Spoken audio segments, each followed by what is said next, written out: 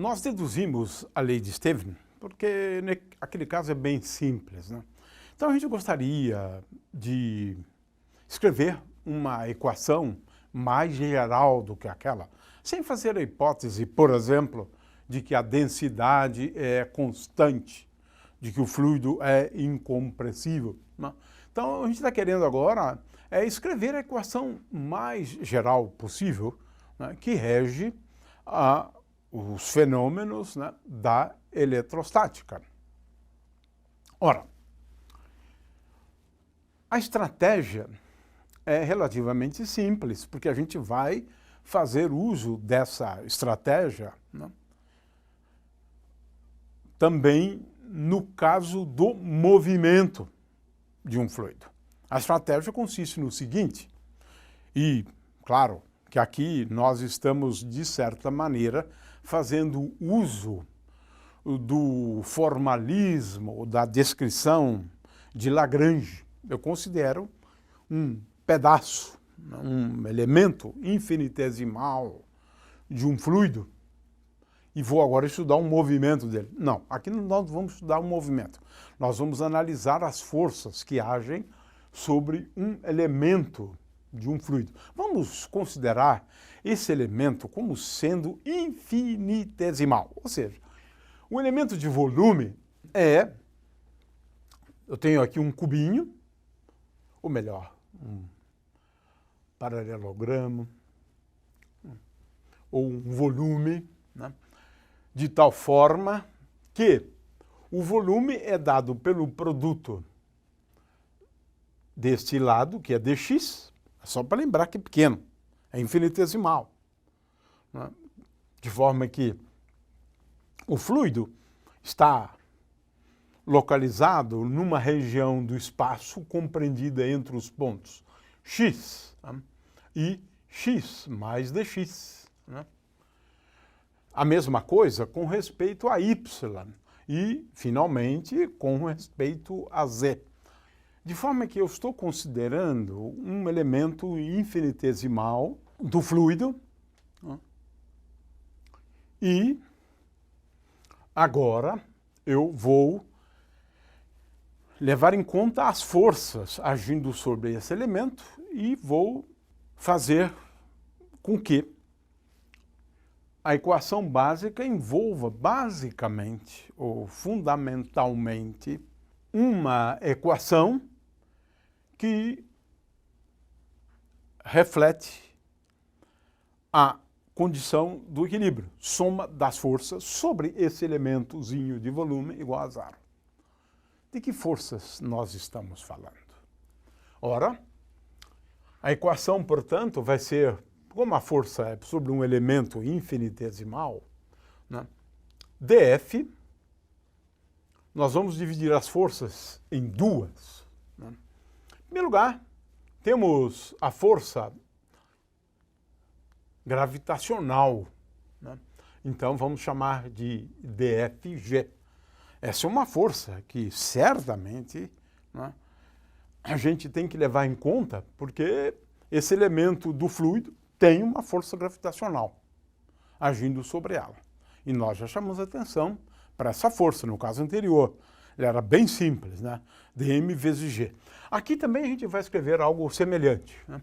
Muito bem, mas uma outra força que leva em conta as diferenças de pressão. Então vamos chamar de dF índice P. E basicamente são essas forças, né, que a gente precisa considerar no caso da fluidostática. E é claro que vamos fazer isso igual a zero. A resultante das forças sobre esse elemento tem que ser igual a zero. Se não for, ele se movimenta. Isto, sim, é o que nós estamos chamando de hidrostática, né? Ora, é mais fácil começar escrevendo dFg, né? dFg, devido à gravitação, nós vamos escrever como sendo igual a m, mas esse m é aquele dm lá. Portanto, é dm, né, que é igual a ρ vezes o elemento de volume vezes g. Ou ainda igual a ρ vezes G vezes dx, dy, dz. Então, é o elementozinho de volume, digamos, dv. É fácil escrever. E eu não estou imaginando G constante. Posso, fica mais fácil. Se eu colocar G constante, fica mais fácil ainda. Mas eu não estou, não. Eu vou colocar G como um campo gravitacional qualquer. Não obrigatoriamente um campo gravitacional constante. Sim, esse caso a gente pode analisar como um caso particular. Né? Muito bem, então eu já escrevi a expressão para o DFG. Agora, a expressão para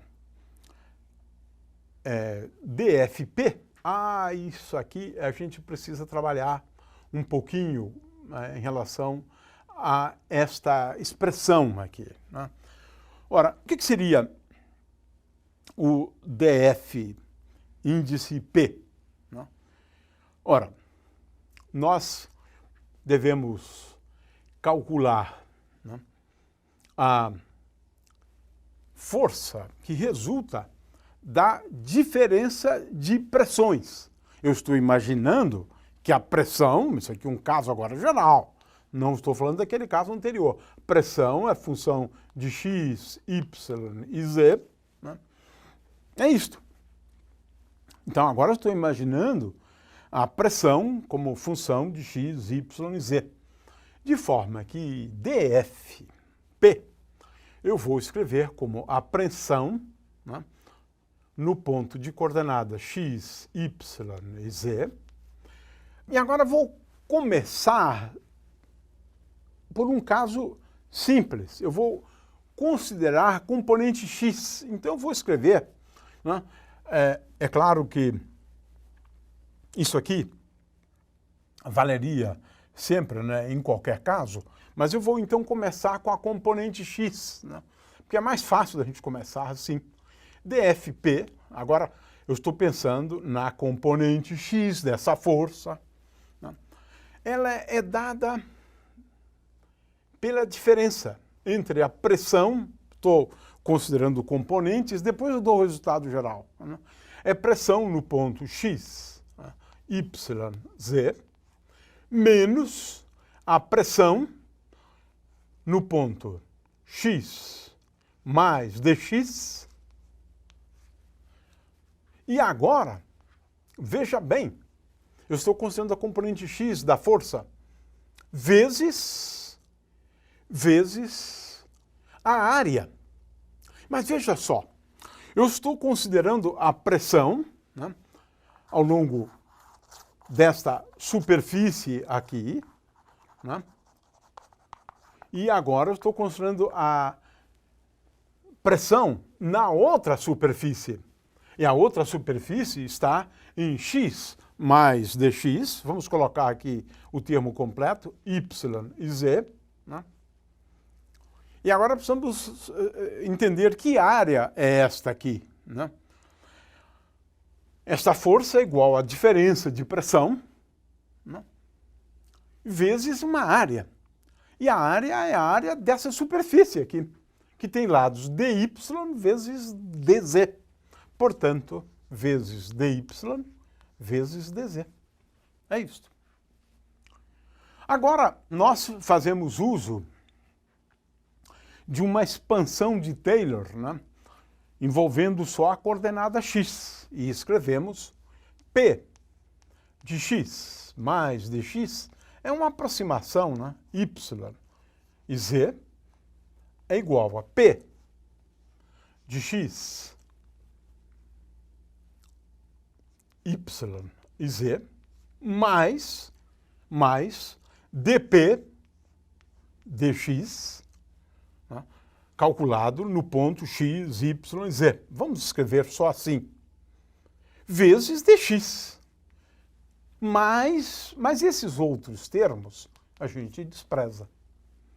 Ou seja, a pressão nessa face aqui é P e a pressão agora nessa outra, veja, vamos desenhar para que a gente entenda, nessa outra aqui, nessa outra face, eu estou considerando, em primeiro lugar, a pressão, a componente X da força sobre esse elemento de volume.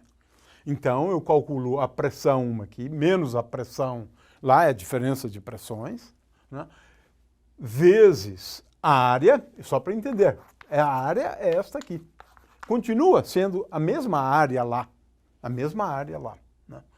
Então, eu estou calculando, digamos assim, a força sobre essas duas faces, né, que distam de uma distância dx. É isso, né? Então, estamos calculando a componente x dessa força. Componente x da força.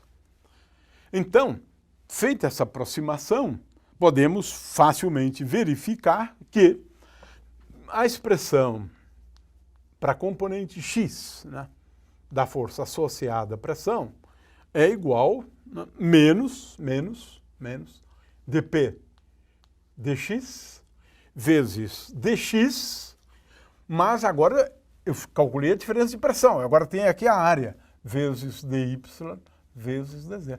É isso. Calculei só uma componente. Se eu fizesse para y, não é difícil, é a mesma coisa, só que aí eu considero y e aqui eu considero y mais dy, mantendo o x constante. O fato é que para componente y, eu escrevo menos dp dy vezes dx vezes dy vezes dz. E a componente z, né, é dp df pz é igual a menos dp dy vezes dx dy dz. Resumindo, esta equação aqui pode ser escrita da seguinte forma. Vou escrever tudo de uma forma bem resumida. A condição para o equilíbrio se escreve. Vou escrever aqui gradiente, mas já explico, né? Gradiente da pressão, porque realmente o que importa é o gradiente de pressões, né? Então, gradiente da pressão, né? Acabamos de deduzir isso, eu já vou escrever o que é o gradiente da pressão, né? Com o sinal menos, mais ρ vezes G. É claro que nos dois casos você tem aqui um elemento de volume, né, dx, dy, dz igual a zero. Então essa condição eu posso escrever sob esta forma aqui. Quem é gradiente? É uma maneira da gente escrever, né, o seguinte: gradiente de uma função qualquer, no caso a pressão, é igual a dp dx vezes i mais dp dy vezes j mais dp dz vezes k. É isto. Ou seja, o que eu escrevi aqui é basicamente o que eu obtenho lá. A componente x, né, dessa equação é menos dp dx mais ρ vezes gx, né? Conclusão, a equação básica, fundamental, né, da hidrostática é esta. Qual seja, menos, estou escrevendo isso de uma forma bastante resumida, menos gradiente de P. P é função, no caso geral, de Y e Z, mais ρ vezes G igual a zero. Essa equação. Que vale nos casos, inclusive, nos quais ρ depende, eu escrevi isso aqui como sendo bem geral. Agora, em princípio, eu posso ter ρ variando com x, y e z. Aqui está a equação fundamental da hidrostática. Ora, vamos para um caso simples, né? É praticamente repetir o que a gente tinha antes, né? Vamos imaginar que G só dependa da componente Z. Ou seja, eu estou agora olhando um campo gravitacional uniforme, né? E podemos especificar esse eixo aqui como sendo o eixo Z, né? Consequentemente, nós podemos escrever que G é igual a menos, né? Menos, aí depende, eu posso também inverter a orientação, isso não é muito importante, mas como G está para baixo, então G é igual a menos G vezes K.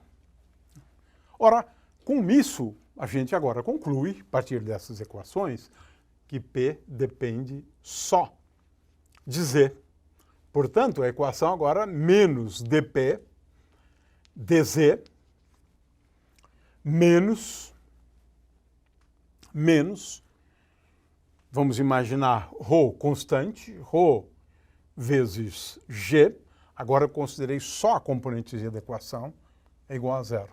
Portanto, dP dz é igual a menos ρ vezes G vezes H, e, consequentemente, integrando nessa equação, eu tenho que P é igual a P0, menos, por conta da escolha, né, que nós fizemos, aliás, menos ρ vezes G.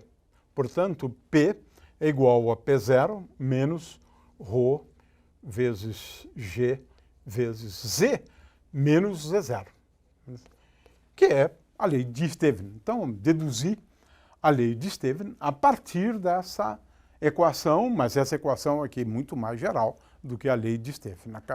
A lei de Stevens a gente deduz a partir da hipótese de que G é constante e tem apenas uma direção, a direção ao longo do eixo Z. Portanto, acaba sendo um resultado que a gente tira e que é mais fácil entender do jeito que nós fizemos antes.